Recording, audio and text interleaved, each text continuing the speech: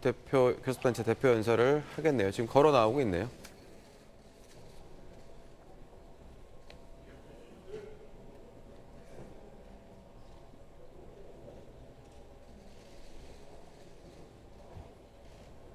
네, 직접 한번 들어보시겠습니다.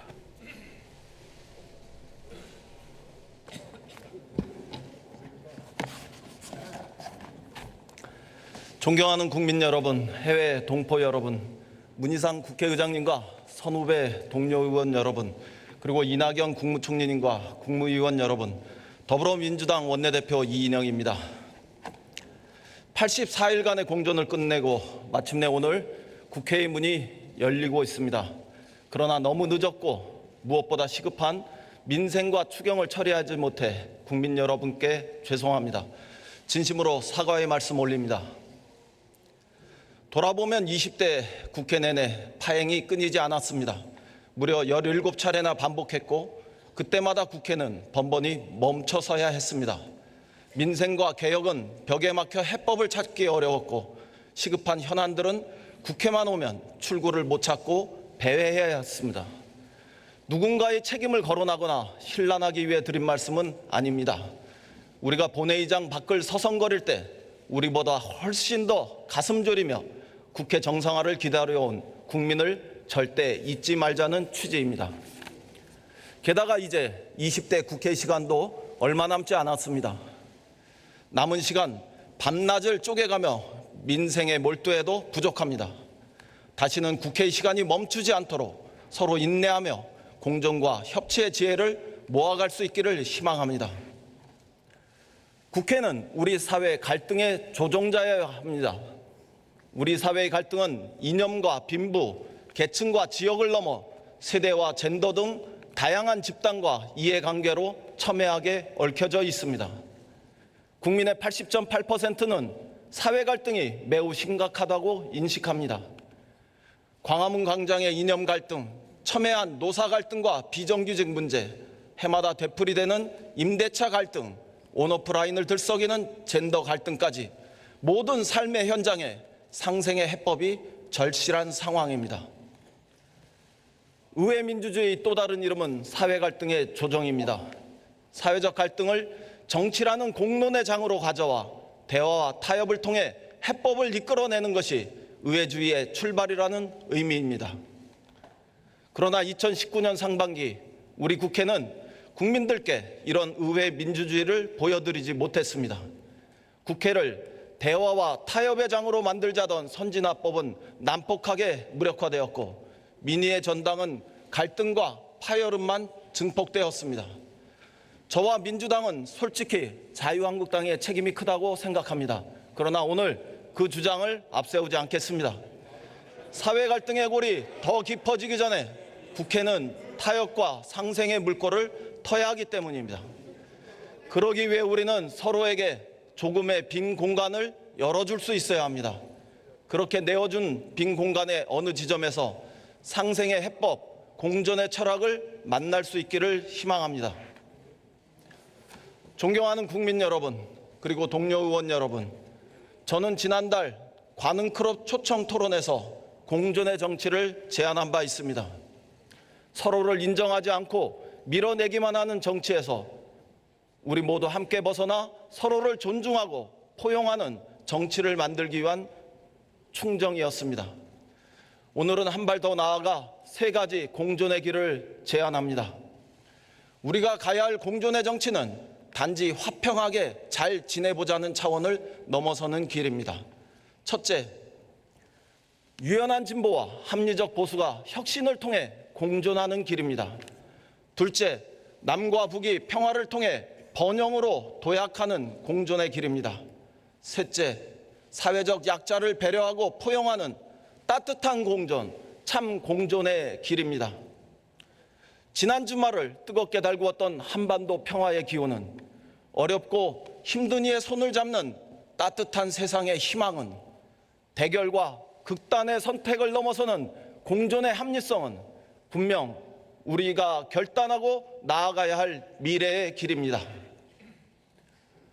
2016년 겨울 촛불 집회는 평화로웠습니다. 저는 그곳에서 새로운 대한민국의 미래를 예감했습니다. 국민은 끝까지 평화로 인내하며 마침내 새로운 질서를 창조해 내셨습니다. 그곳에는 어떠한 폭력도 없었으며 어떠한 배제도 없었습니다. 저는 역설적이지만 그 현장에서 진보와 보수가 공존하는 새로운 정치를 상상했습니다. 진보가 유연해지고 보수가 합리적이 된다면 우리는 다 함께 더 큰 공존의 시대를 열어갈 수 있다고 확신합니다. 극자의 경직과 국고의 관계에서 우리 모두 벗어날 때 우리 사회는 새로운 공존의 질서를 세울 수 있습니다. 무엇보다 막말과 혐오, 극단과 결별할 수 있어야 합니다. 막말과 혐오, 극단은 공존의 가치를 전면적으로 부정하는 공공의 적이기 때문입니다. 우리는 여론을 두고 주도권 다툼을 합니다. 또 내년에 총선이 예정되어 있어서 경쟁은 불가피합니다. 그러나 민생과 대안을 위한 정책 경쟁, 책임과 품격 있는 정책 경쟁, 상대를 존중하고 경청하는 정책 경쟁을 할 수 있어야 합니다. 진보는 꼰대, 보수는 꼴통이라는 낡은 이미지에서 함께 벗어나 누가 먼저 혁신하나 멋진 경쟁을 펼칠 것을 제안합니다. 이러한 관점에서 우리 민주당은 황교안 대표께서 민생 투어 이후에 제안한 정책 경쟁에 기꺼이 응대하겠습니다. 비례대표제 개선은 중대한 정치개혁의 길입니다. 정치 구조에서 선거제도에서 공존의 길은 비례대표제의 개혁에서 출발합니다. 개헌 논의 당시 선거제도의 비례성을 높이기로 했던 여야를 넘는 합의 정신을 저는 기억합니다. 국회 속기록에도 아마 남아있을 것입니다. 헌법에 명문화할 것인지 선거법에 구체화할 것인지 단지 그 차이만 있었다고 저는 또렷이 기억합니다. 그런 점에서 비례대표제도를 폐기하고 전부 지역구 선출로 대체하자는 자유한국당의 선거법 개정안은 분명 어깃장이었습니다. 자유한국당의 전향적 자세 변화를 촉구합니다. 남은 2달의 정개특위 연장 기간 동안 국회 구성원 모두가 합의하는 선거제도의 개혁에 자유한국당이 적극 동참하시길 진심으로 기대합니다. 패스트 트랙은 의회주의에 기초하여 우리 스스로가 강제한 합의와 타협의 장치였습니다. 그런 점에서 패스트 트랙은 의회주의의 중요한 또 하나의 시험대이기도 합니다. 자유한국당은 패스트 트랙이 무효라는 주장을 중단하고 선거제도 개혁에 함께 동참하시길 정중하게 요청합니다.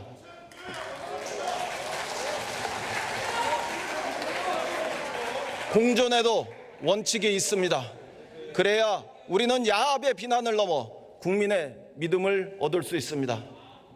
최근 국회 정상화의 과정에서 소통과 교감의 부족이 있었다면 최종적으로 협상을 담당했던 저의 책임입니다.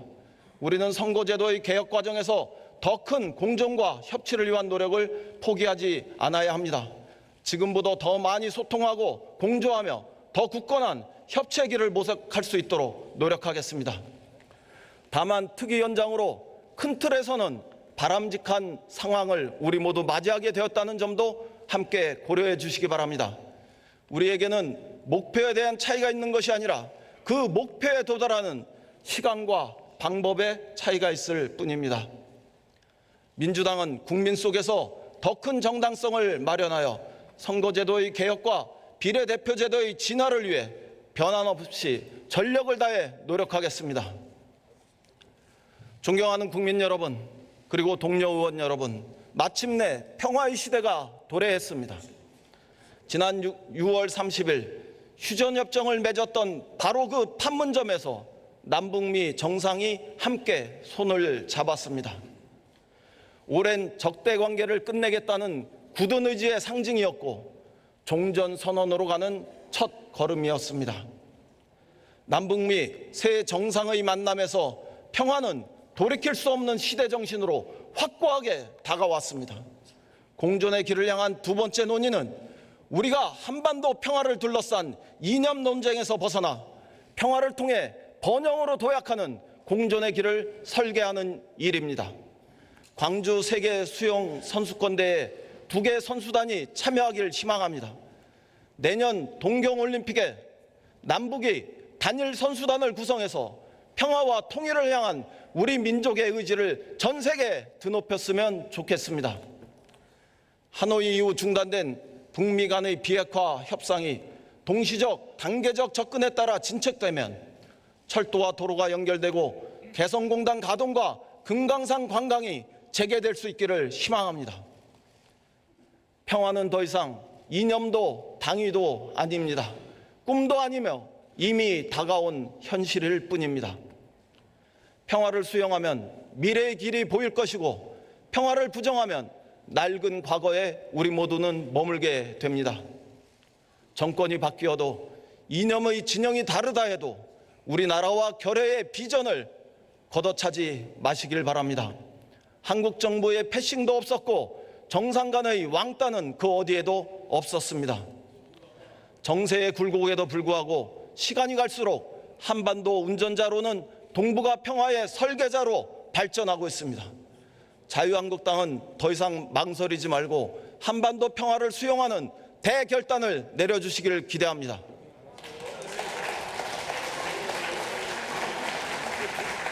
평화로 가는, 통일로 가는 공존의 열차에는 모두가 함께 탑승할 수 있어야 합니다.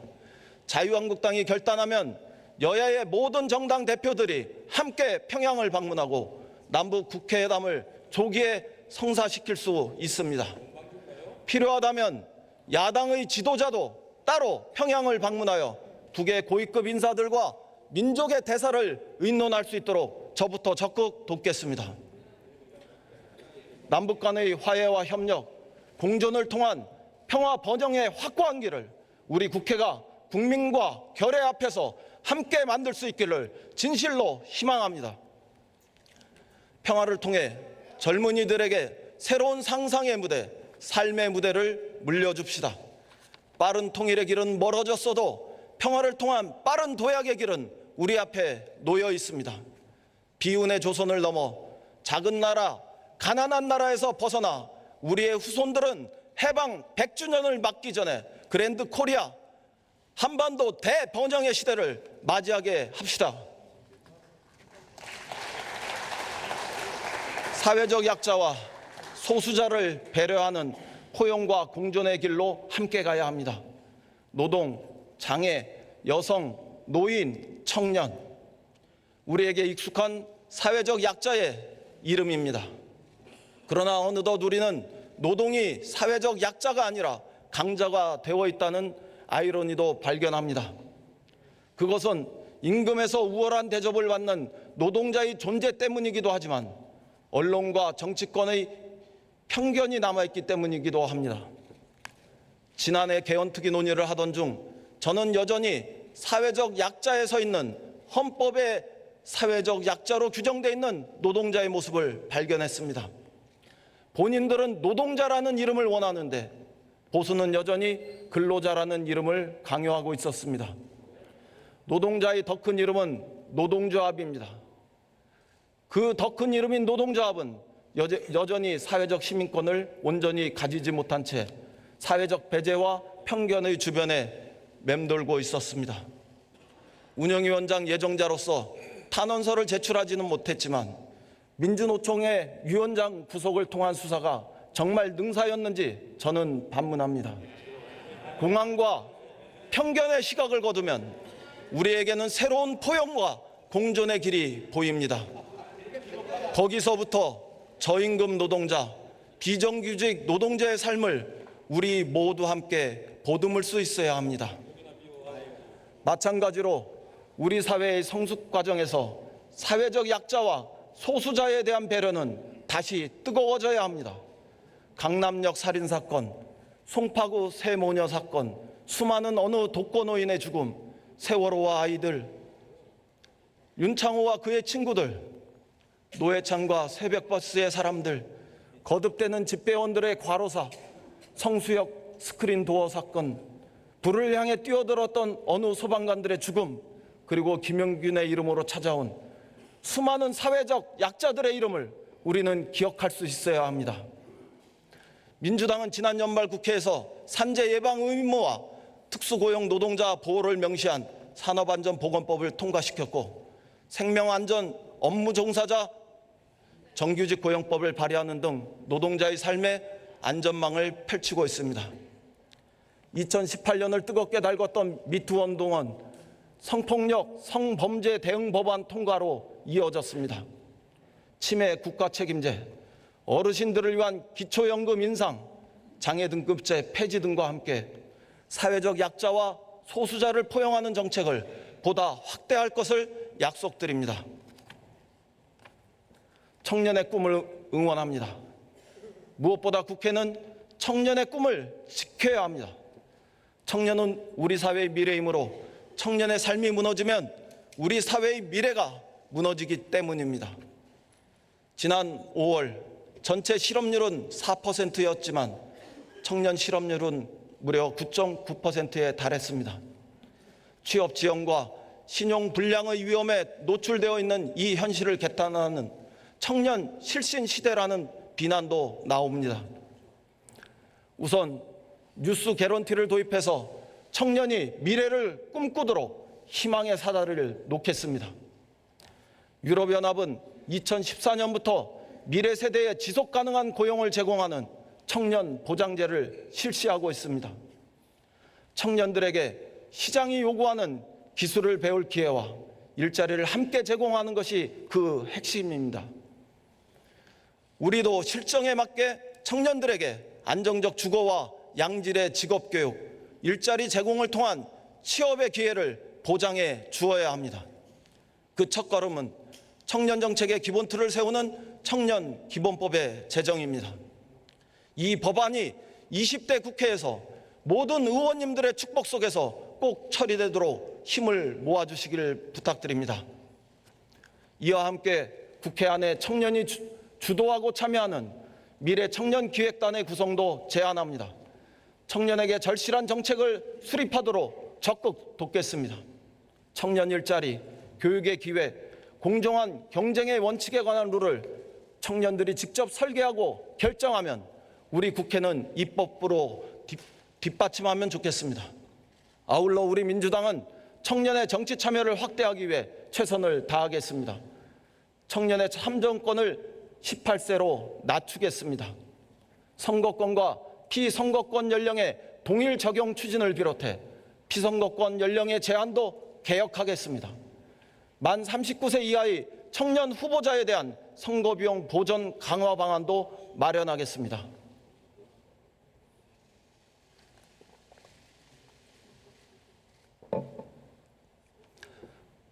존경하는 국민 여러분, 동료 의원 여러분, 국민의 힘을 모아 어려운 경제 현실을 타개해야 할 때입니다. 지난날 우리는 대기업의 수출에만 의존하는 불균형 성장 전략을 채택해 왔습니다. 이런 전략이 추격형 압축 성장 시기에는 유효하게 작동했던 것도 사실입니다. 하지만 글로벌 금융위기를 거치면서 세계 교역 성장이 뚜렷하게 둔화되기 시작했습니다. 이른바 세계 무역의 뉴노멀 현상이 전개되고 있는 것입니다. 최근엔 미국과 중국 사이에 경제 분쟁까지 벌어지고 있습니다. 미중 분쟁은 경상수지 불균형에서 촉발된 관세 전쟁을 넘어서 환율과 기술 패권 경쟁으로 확대되고 있습니다. 세계무역기구는 올해 글로벌 교역량 증가율 전망을 당초 3.7%에서 2.6%로 대폭 낮췄습니다. IMF와 OECD도 3.9%까지 바라보던 금년도 세계 경제 성장률 전망을 국제 경제 환경 악화를 반영해서 각각 3.3%와 3.2%까지 낮추었습니다.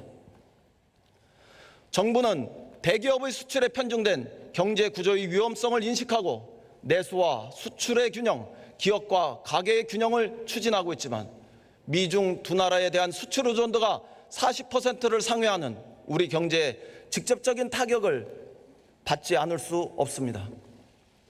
하지만 저는 우리 국민의 저력을 믿습니다. 우리 국민은 식민지 역사와 한국전쟁의 폐허에 의해서 세계 10위권의 빛나는 경제 성장을 이루었습니다. 대한민국을 민주주의와 인권 후진국에서 세계의 모범이 되는 나라로 발전시킨 것도 우리 국민의 저력입니다. 올 초 IMF도 우리 경제에 대해 숙련된 노동력, 단단한 제조업의 토대, 낮은 정부 부채, 풍부한 외환 보유고 등 탄탄한 기반 위에서 신중하게 경제 관리를 잘 수행하고 있다고 평가했습니다. 지금 우리가 해야 할 것은 기업인과 노동자, 소상공인 등 국민 모두의 마음을 모아 어려움을 헤쳐나가는 일입니다. 여당과 야당, 진보와 보수가 방법과 수단의 차이는 있을지언정 우리 경제의 회생을 바라는 그 목표는 다르지 않다고 저는 믿습니다. 야당은 현재의 경제 상황을 정략적으로 과장하여 실정과 파국으로 매다워 하지 말아야 하며 정부도 아무 문제도 없는 것처럼 말하지 않을 수 있어야 합니다. 경제 활력에 총력을 다합시다. 정부는 오늘 하반기 경제정책 방향을 발표했습니다. 기업 활력 제고와 경제의 체질 개선 및 포용성을 확대하는 3대 방향으로 그 정책 역량을 집중할 계획입니다. 국회에 제출된 추경 외에도 기업의 설비 투자를 되살릴 수 있는 세제 지원과 대규모 투자 프로젝트에 대한 행정 지원에 총력을 다할 것입니다. 도시재생과 국민안전 SOC 사업도 신속하게 진행하겠습니다. 수도권 광역교통망이 정비되고 노후화된 상하수도와 도로의 정비를 통해 국민의 생활 환경과 안전이 크게 개선될 수 있을 것으로 기대합니다. 우리 당은 정부에서 계획한 대로 정책을 집행하는지 항시 꼼꼼하게 점검할 뿐만 아니라 재정, 금융, 규제 등 경제의 여러 영역에서 우리 경제의 활기를 높일 수 있는 공정과 상생으로 가는 보다 넓고 깊은 정책 개발에 앞장서겠습니다. 보다 많은 일자리를 만들겠습니다. 일자리는 4개월 연속 당초 목표인 15만 명을 상회했습니다. 경제활동 참가율과 고용률이 동반 상승하며 작년의 취약한 흐름을 극복해 나가고 있습니다. 하지만 30대, 40대 및 제조업 고용 여건의 불확실성은 여전합니다. 미중 무역 마찰에 따른 세계 경제의 악화 정도에 따라서 우리 국민의 일자리는 언제든지 위협받을 수 있는 처지입니다. 고령화 추세와 잠재 성장률 하락을 극복하기 위해서도 더 많은 일자리가 필요한 때입니다. 노동인구의 고령화와 베이비붐 세대의 은퇴가 진행되고 있습니다. 정부는 이분들의 숙련과 경험이 사장되지 않고 사회에 공헌할 수 있게 일자리 창출에 나서야 합니다. 이분들이 빈곤의 악순환에 빠지지 않도록 공공일자리 확충도 불가피합니다. 우리나라는 OECD 국가 중 공공일자리 비중이 가장 낮은 국가군에 속합니다. 우리 정부가 늘리려는 공공일자리는 소방관, 집배원, 요양보호사 등 국민에게 봉사하는 일자리입니다. 하지만 역시 일자리 창출의 주역은 기업입니다. 기술 변화에 맞춰 새로운 일자리가 창출될 수 있도록 함께 노력해야 합니다. 우리는 광주형 일자리에 이어 밀양과 구미에서도 상생형 일자리를 추진하고 있습니다. 국회에도 상생형 일자리 지원법과 해외에서 국내로 복귀하는 일명 유턴기업 지원법 등이 제출되어 있습니다. 여야 의원님들의 적극적인 심의와 또 결정을 부탁드립니다. 노동자가 흘린 땀은 과거 우리 경제의 초석이었고 이분들이 체현한 숙련과 성실함은 미래 경제의 자산입니다. 경제적 변화에 따라 일자리를 잃은 노동자들이 좌절하지 않도록 정부는 사회안전망을 대폭 확충해야 합니다. 또한 새로운 환경에서 다시금 재기할 수 있도록 평생교육과 전직 알선 등의 정책을 적극 펼쳐야 합니다. 기업 역시 그 부담을 함께 나눠줘야 합니다. 이런 정부와 기업의 노력이 함께한다면 노동계도 구조 개선에 더 큰 틀에서 협력할 것이라고 저는 기대합니다. 최저임금 상생 협력의 메커니즘을 우리 모두 갖추어야 합니다. 최저임금은 저임금 노동자 가구의 생활 안정을 위해서 만들어졌습니다. 1988년 첫 도입된 이후 지난 30년간 중요한 역할을 해왔습니다. 그러한 순기능을 인정했기에 지난 대선에서 모든 대통령 후보들이 최저임금 10,000원 시대를 다 같이 약속했습니다. 이에 따라 지난 2년간 최저임금은 매년 10% 이상 상승했습니다. 저임금 근로자의 임금 상승률이 빠르게 진행되었고 임금 격차가 사회적으로 축소되는 등 긍정적 효과도 있었습니다. 하지만 중소기업과 자영업의 부담이 상당한 것으로 알려지고 있습니다. 영세 자영업의 비중이 매우 높고 대기업과 중소기업 사이의 규모와 경쟁력 격차가 너무 큰 우리 경제의 현실 때문입니다. 앞으로는 최저임금 인상률 그 자체에 지나치게 초점을 맞추기보다 최저임금 인상이 중소기업과 영세 자영업에게 일방적 부담이 되지 않도록 대기업과 원청 본사가 그 부담을 나눠지는 상생의 메커니즘을 갖추는 대로 더 큰 노력을 기울여야 합니다. 지난 2년간 최저임금이 빠르게 상승한 반면 세계 경제의 리스크는 더욱 커지고 있습니다. 최저임금을 보완할 근로장려세제 예산도 대폭 확대되고 있습니다. 최저임금위원회는 저임금 노동자 가구의 생활 안정 등을 고려하면서도 경제와 일자리에 충격을 주지 않도록 지혜롭게 최저임금을 결정할 것이라고 믿고 기대합니다. 이제 자영업을 위한 과감한 투자가 필요한 때입니다. 자영업은 우리 경제가 어려울 때마다 허리 역할을 충실히 해준 버팀목이었습니다. 그러다 자영업자 비중이 지나치게 높고 사업 규모는 영세합니다. 대기업의 골목 상권 침투와 온라인 거래의 급증으로 경영 환경도 매우 나빠졌습니다. 장기적으로는 영세 자영업자의 비중이 늘지 않도록 정책적 관리도 해야 합니다. 그러나 동시에 자영업자의 생존과 개선을 위한 노력을 우리는 적극적으로 병행해야 합니다.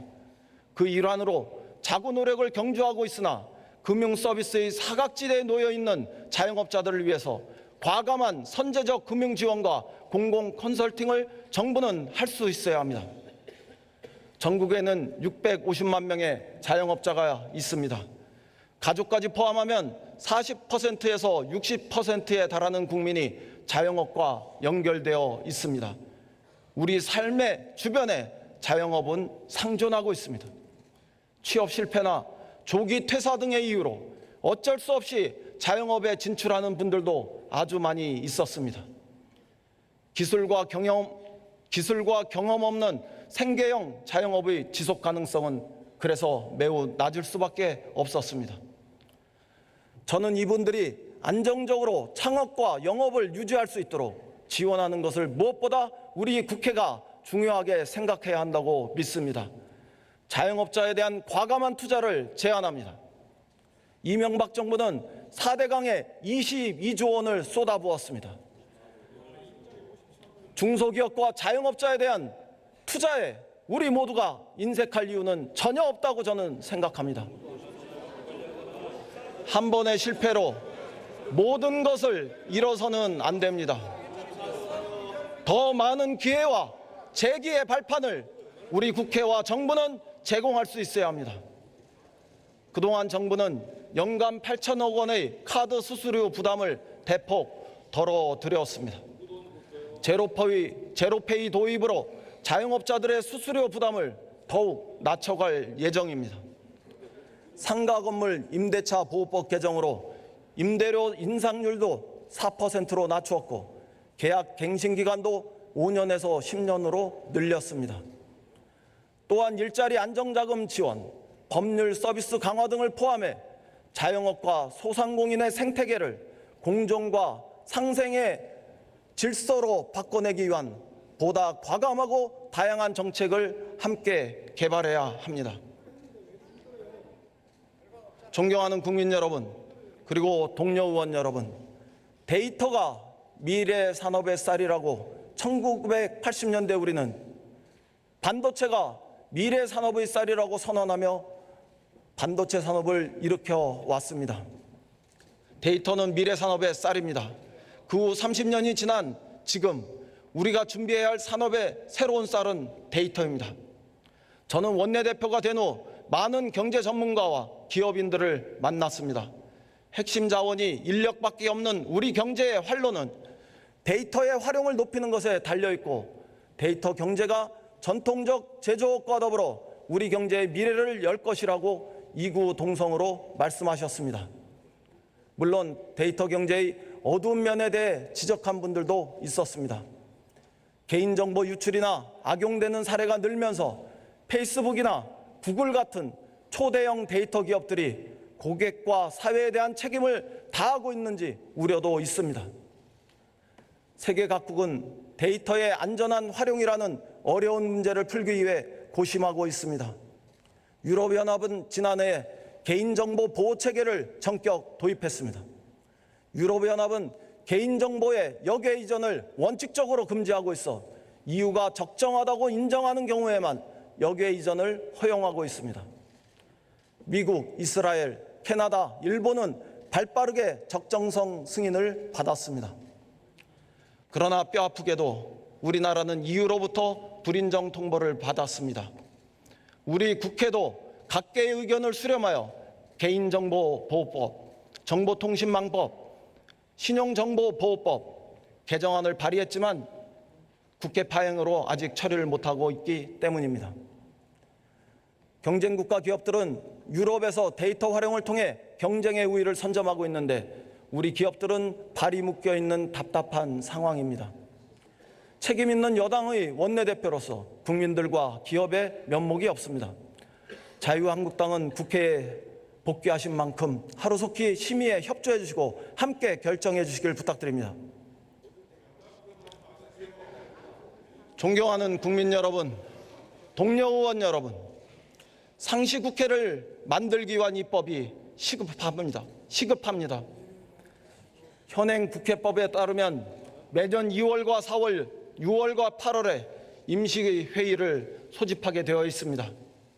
그러나 이 규정이 얼마나 허망하게 지켜지지 않는지 우리 모두는 잘 알고 있습니다. 두 가지를 제안합니다. 첫째, 1년 365일 일하는 상시국회 체제를 만들기 위해 국회법을 개정합시다. 매월 1일에 자동적으로 국회를 열어야 합니다. 국회 운영 일정 작성 기준을 변경해서 의사 일정을 논의하다가 빈손 국회로 끝나는 일을 원천 차단합시다. 저는 국회 운영위원장으로서 국회법 개정을 위해 적극 노력하고자 합니다. 또한 이 자리를 빌어 나경원, 오신환 원내대표님께도 우리들의 임기 동안 국회가 늦어지는 일이 없도록 신사협정을 체결할 것을 제안드립니다. 여야가 싸워도 국회를 멈추지 않고 민생입법에 남은 기간 오직 힘쓰겠다는 국민을 향한 우리들의 약속이 될 것입니다. 둘째, 국회의원에 대한 국민 소환제를 도입하고 일하지 않는 국회의원에게 페널티를 주도록 합시다. 프랑스 등에서는 3번 이상 상임위에 결석하면 위원 자격이 박탈됩니다. 벨기에에서는 상습적으로 불출석하면 월급이 40%가 삭감됩니다. 호주와 프랑스 등에서는 일정 횟수 이상 본회의에 불출석하면 제명됩니다. 국회의원에 대한 국민 소환제 도입은 여론조사에서 77.5%의 국민이 찬성하고 있습니다. 국회의원 무노동 무임금 적용은 국민의 80.8%가 여론조사에서 찬성하는 걸로 나타났습니다. 민주당은 이러한 국민의 요구를 통감하고 법안을 이미 제출해 놓았습니다. 일하는 국회를 위한 국회법 개정을 진지하게 논의해 나갈 것을 제안합니다.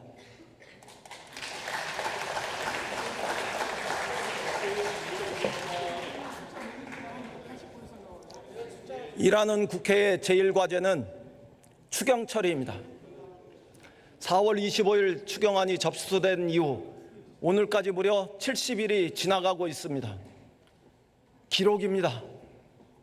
IMF가 지난 4월 빠르면 빠를수록 좋다고 했던 바로 그 추경입니다.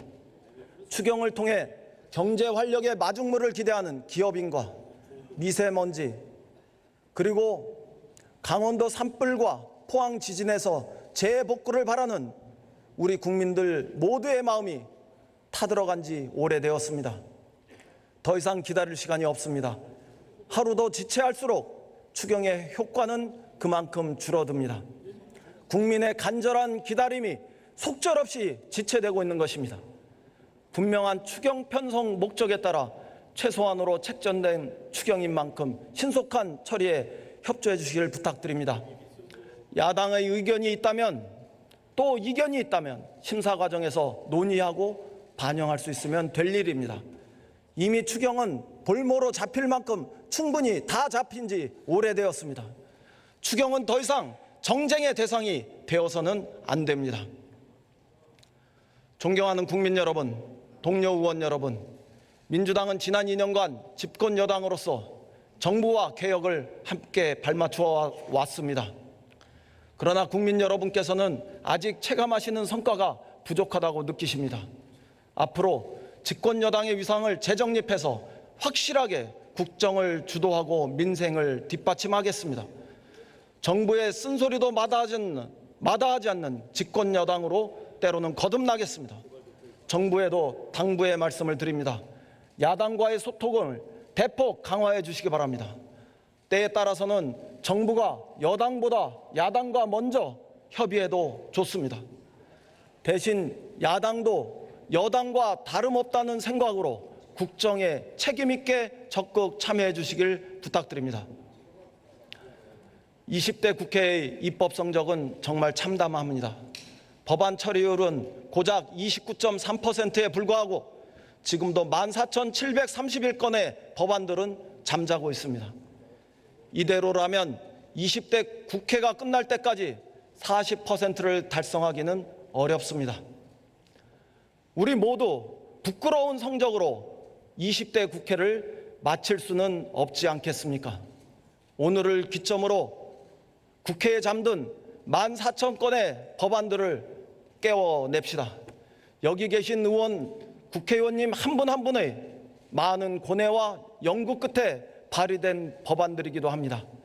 이 법안들이 일할 수 있도록, 그래서 민생이 되살아날 수 있도록 우리가 함께 머리를 맞대고 신속한 법안 처리의 과정으로 나섭시다.